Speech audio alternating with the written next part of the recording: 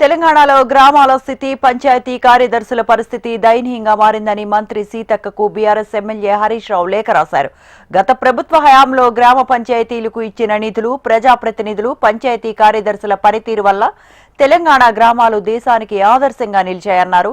కానీ కాంగ్రెస్ ప్రభుత్వ హయాంలో నిధులు రాకపోవడంతో పంచాయతీ కార్యదర్శులు తమ సొంత నిధులు ఖర్చు చేస్తున్నారని, ఆ బిల్లులు రాక ఆందోళనకు గురవుతున్నారని తెలిపారు.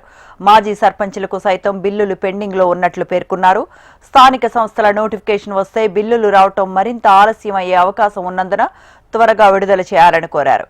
ఈ మేరకు 6 డిమాండ్లను హరీష్ రావు తన లేఖలో ప్రస్తావించారు.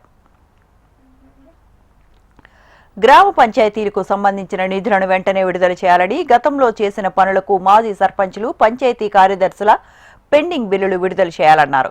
అభయహస్తం మేనిఫెస్టోలో ఇచ్చిన హామీ ప్రకారం అవుట్ సోర్సింగ్ విధానంలో పనిచేస్తున్న పంచాయతీ కార్యదర్శులను జూనియర్ పంచాయతీ కార్యదర్శులుగా క్రమబద్దీకరించాలని డిమాండ్ చేశారు.